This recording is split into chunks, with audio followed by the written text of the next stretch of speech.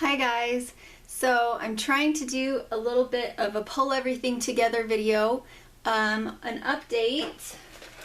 I have given away all of the little lotion bars and I'm going to try and send them out here within the next couple days. Not everybody has their address to me and I wanted to send them all at once, so that's what I have done. I'm waiting for I think 3 more people.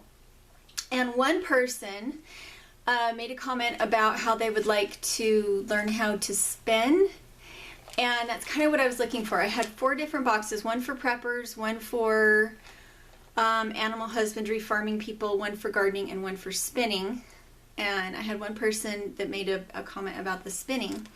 I can only afford to send 1 box right now because the boxes are a lot more expensive than just the lotions to send. So I'm really excited because I'm going to take a bat out of my spinning box and some of my raw fiber and a drop spindle and the lotion and a book about spinning and send it to her.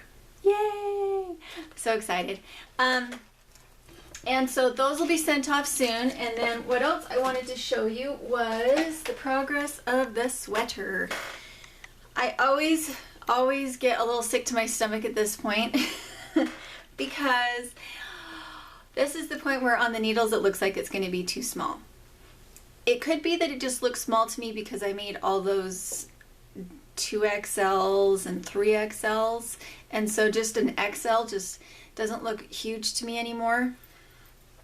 And so this is what it looks like so far, and actually I'm just absolutely horrified that it's going to be too small, but that's what I thought on all the other sweaters too, so I don't really know if I am the one to be taken seriously about on sizing, because it doesn't matter which one I'm working on, I always think it's going to be too small. So those are the colors. That's where it sits. So I'm hoping to be finished with it by this weekend, so I'm kind of thinking that maybe I'll send all the lotion bars and the sweater out all at the same time. And if you've noticed, I'm not sitting in front of my bright wall. My lovely friend who recommended the paint that I get recommended satin, and I was really worried and asked her, well, don't you think I should do flat so that I don't have like a reflection problem? She's like, no, satin will be just fine. Well, satin's not just fine. I have a whole bunch of reflection behind me, so I can't sit in front of my wall yet. One of my friends here on YouTube, so excited. I don't quilt, or I guess I don't fancy quilt. I do quilt, but I don't do the beautiful decorative pieced together quilts. And I asked one of my subscribers, who's really talented at that, if she would make me a lap quilt to put on my wall that would kind of counteract the green and mute it a little bit and put Dirtpatcheaven across the top in applique. So excited. My favorite thing in the world is to receive a gift from someone that was handmade that I can display, and I love that because it's a gift that I know that, well, this probably sounds horribly selfish, but I know that it took them hours and hours and hours. And yeah, that sounds really terrible, but knowing that you spent lots of hours on it is what I love. I guess to me, when I give a gift, usually it's something that I made because I don't believe in giving a gift that doesn't mean anything. Like when I got the camera, somebody didn't give that to me just because they thought I needed a gift. They saw something that they thought I needed and they filled a need. And so I like to give gifts that fill a need. And so because I kind of fill my own needs, when people give me pretty things that they spent a lot of hours on, that resonates with me because I know how many hours it takes me to make something like that. That probably doesn't make any sense. But to me, handmade, crafty things are just something I love. And so in return, I'm sending her a whole a big box of fiber. Raw fiber, some bats, and some of the alpaca, some of the Angora, Jacob's wool, red California, merino, just about anything I can put together in a box. I'm actually trying to cut down my fiber just a little bit because once this sweater is done, I'm just going to be doing small projects. So that's kind of where we stand right now. Is there anything else happening? Right now in the greenhouse, I'm watering and watering and watering and watering. And I'm taking all my perennial boxes out and planting them in my actual garden in the soil. And that way next year they'll come back and be able to be happy, because the perennials, they get too big and they take up too much space and they're just not happy in the greenhouse because it gets too warm. They want that harsh weather in the winter. So I've taken strawberries, I've taken elecampane and moss parsley and chives and all sorts of other things out of the greenhouse in their boxes, planted the boxes deep in the ground in the garden, and then mulched up on the sides, and now I'm watering them. Eventually I won't have to water them, but for right now, while the majority of the soil around their roots is actually potting soil, it doesn't hold moisture very well, not the same way that regular dirt does. So until that box decomposes and their roots get down into real soil, I do have to water those boxes. We have the pony up in the front yard, and she has won over Mr. Dirt's heart, because when I weed whack around my trees, the moisture leaves the ground in a very fast, scary manner. But when I put the pony up there and she grazes it down, it's different. It doesn't seem to have that shock of death the same way the weed whacker does. And all I had to do with her is go stick sticks, like little posts in the ground that we push in with your foot, and run a string of baling twine along the top, and she thinks it's an electric line, so she doesn't go out of it and she doesn't eat the trees. So she's a huge solution right now to a problem that we've had about being able to take down some of the grass around the trees, because I can't get in there to check on my drip lines to make sure they're still running properly when the grass is 6 feet tall over my head, which it literally is. So she has just been a huge addition to the farm that way, and Mr. Dirt has kind of reversed some of his thinking about her just being a hay eater. Actually, we have a ton, almost literally a ton. We have 1.5 of our 900-pound bales left. She has gone through hardly any hay, and she's just really pulling her weight. Let's see what else. We're getting 2 gallons of milk a day, even though I'm only milking once a day with most of the goats.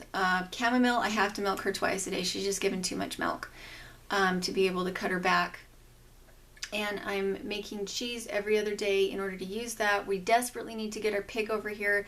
It's over at Sarah and Ryan Grover's from Grover Clan Acres. We need to move him over here, because even when I'm making cheese with it every day, I still have all of that whey, which is extremely high in protein. I need to be giving it to somebody. My chickens can't keep up with it.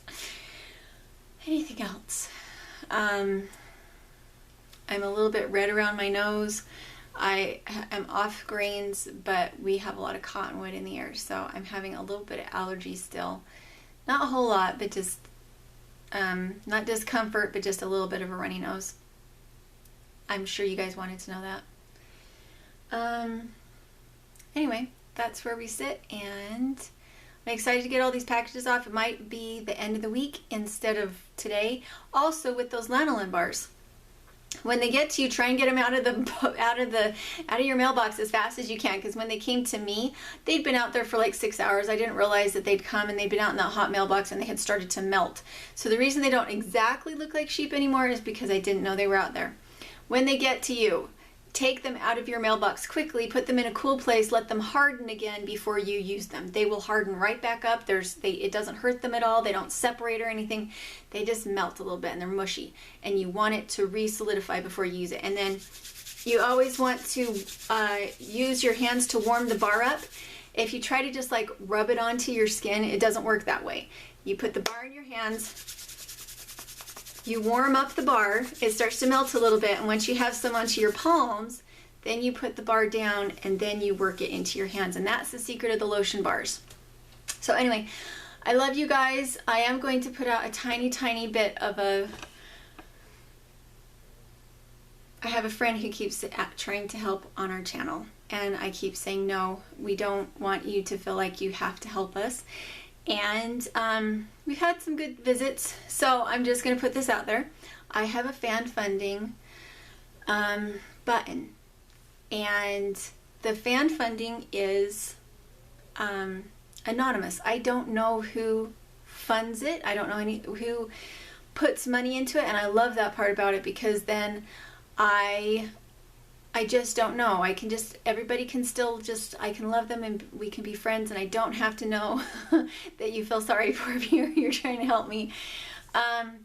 It would be helpful to me because I come up with all these packages and things that I would love to be able to send to people, and then I have to wait until I have funds to be able to send them. And there are other little things on the farm that the YouTube money every month doesn't cover, and so I'm not allowed with fan funding to actually ask for money for a specific project. That's against the rules. It has to just be a donation in general to the site. But those are things, anything that the YouTube money doesn't cover, I would use fan funding money to cover. Things like mailing or upkeep on the farm. And so if any of you feel like you would like to help our site and that you have a little extra money, this is not a request. This is if this is what your heart is speaking to you. Then we would appreciate that. And the reason I'm doing these things is for those who don't have money. So if you don't have money, don't do the fan funding, please. If you're in the same situation as we are, and you have a young family and you're trying to make ends meet, this is not a request to you. You would be the one that when you ask for something that you see that I do that you would like more help on, that's who you are. You're the one who needs help from me, not me needing help from you. So anyway, I love you guys, and I hope you have a fantastic day. And don't you love this yellow quilt behind me? That's for my granny. That's one of her pieced quilts. And I got it for my mom a couple days ago, and I'm super excited. I think it goes well with the green wall. So anyway, we will talk to you later, and thanks, guys.